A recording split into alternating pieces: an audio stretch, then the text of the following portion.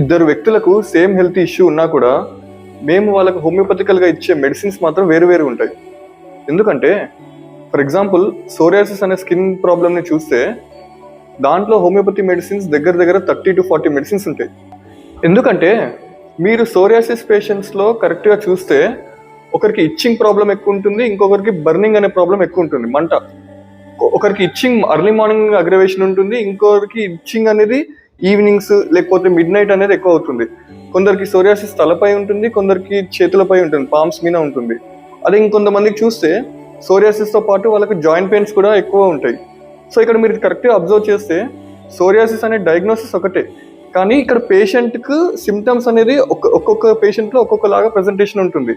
So అందుకు ఇక్కడ ఏమవుతుందంటే మెడిసిన్ కూడా మొత్తం కంప్లీట్గా చేంజ్ అయిపోతుంది అన్నట్టు. ఫస్ట్ ఆ పేషెంట్కి ఏ కారణాల చేత ప్రాబ్లం స్టార్ట్ అయింది ఇదొకటి తెలుసుకోవాలి. అసలు ఆ పేషెంట్ ఎలా సఫర్ అవుతుంది ఆ ప్రాబ్లం వల్ల ఇది తెలుసుకోవాలి.